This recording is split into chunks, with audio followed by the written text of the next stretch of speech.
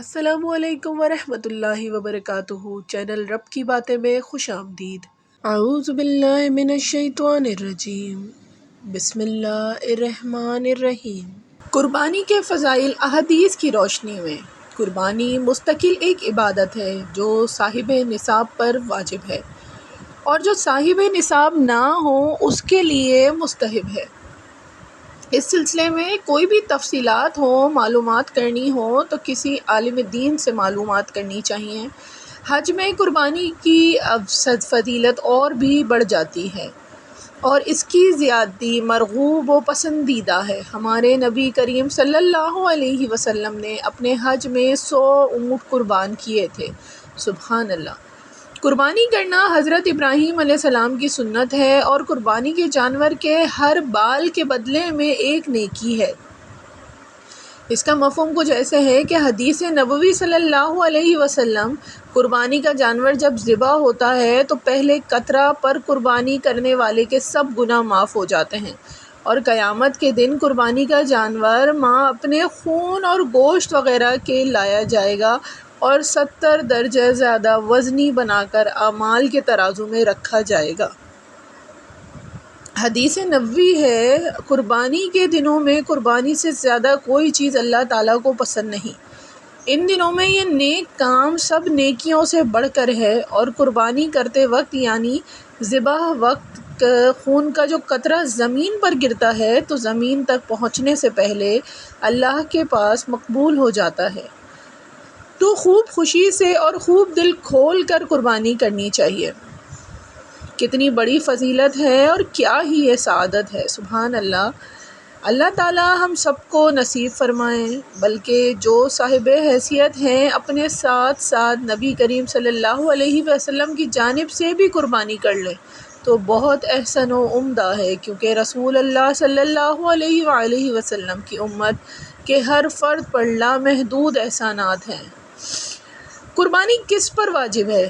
جس پر صدقہ فطرہ واجب ہے، یعنی ایسا مسلمان جو عاقل و بالغ ہو اور اس کے پاس 52.5 تولہ چاندی ہو یا اس کے برابر قیمت کا مال ہو اور وہ اس کی ضروریات سے زائد ہو اور 1 سال کا عرصہ ملکیت میں گزر گیا ہو، شرعی مقیم ہو۔ مسافر شرعی اصطلاح میں ایسے شخص کو کہتے ہیں جو 15 دن سے کم کے لیے 48 میل یا اس سے زیادہ فاصلے کے سفر پہ نکلا ہو۔ ایسا شخص اپنے شہر کے حدود سے نکلتے ہی مسافر کہلائے گا اور اس کے لیے شرعی احکامات سفر کے لحاظ سے ہوں گے۔ اس سلسلے میں مستند علماء کرام سے بھی مسائلوں کو معلوم کر لیا کریں۔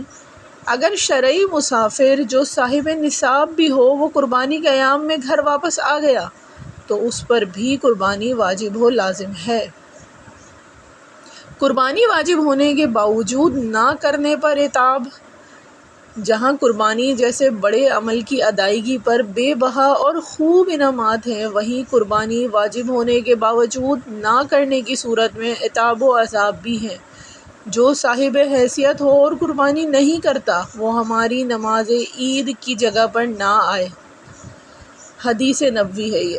قربانی کے ایام ذی الحج کی 10ویں تاریخ سے لے کر 12ویں تاریخ کی شام تک قربانی کرنے کا وقت ہے، لیکن قربانی کرنے کا سب سے بہترین دن بقرعید کا دن ہے، پھر 11ویں تاریخ، پھر 12ویں تاریخ۔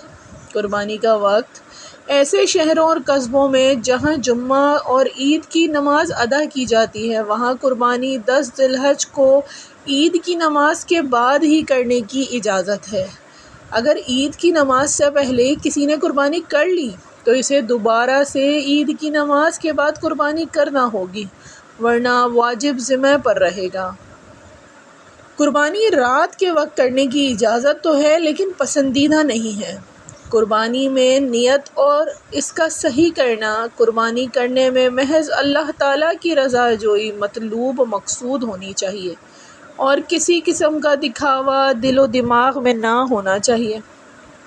خصوصاً ہمارے ہاں قربانی کے جانور میں جو مقابلہ ہوتا ہے وہ قطعاً غلط ہے۔ اسی طرح مہنگے جانور خریدنا تاکہ لوگ دولت مند کہیں، یہ بھی بالکل ہی لغو اور بیہودہ ذہنیت ہے۔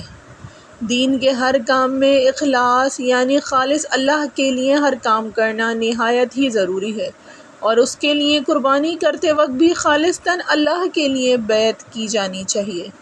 اللہ تعالیٰ تک نہ ان کا گوشت پہنچتا ہے نہ ان کا خون، بلکہ اس تک تو تمہارا تقویٰ پہنچتا ہے۔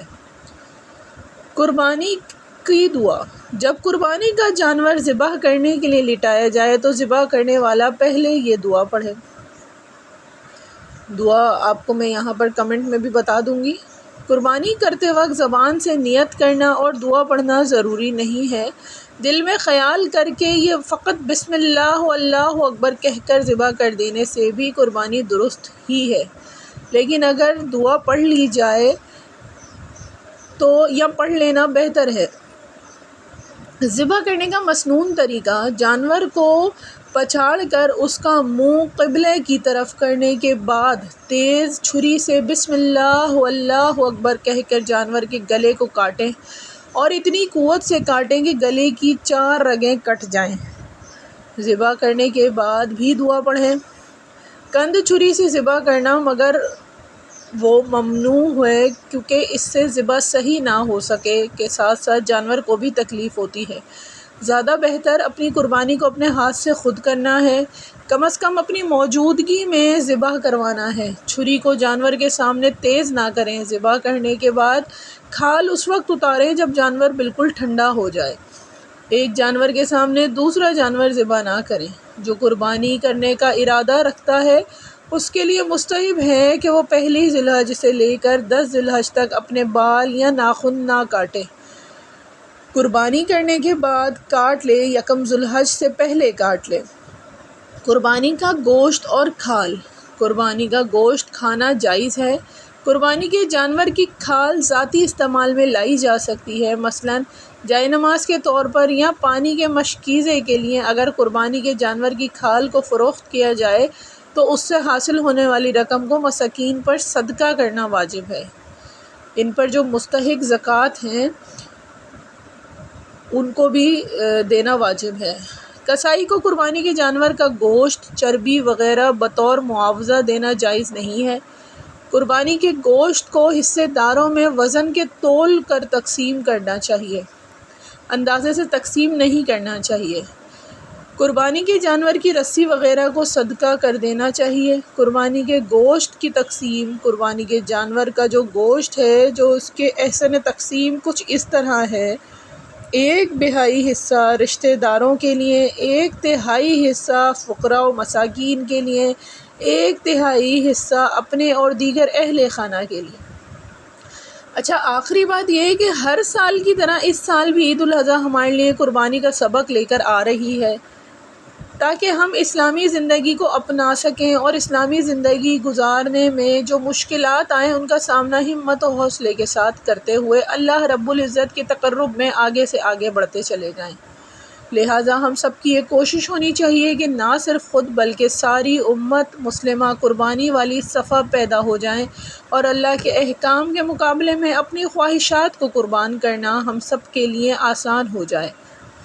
اللہ تعالیٰ کے حضور ہاتھ اٹھا کر ہم یہ دعا کرتے ہیں عاجزی کے ساتھ: اے اللہ ہمارے رب جو ساری قدرتوں کا مالک ہے، ہمارے اندر قربانی کے اصل صفات کو پیدا کر دے اور ہم سے جو غلطیاں و کوتاہیاں اب تک ہوئیں ان کو معاف کر دے۔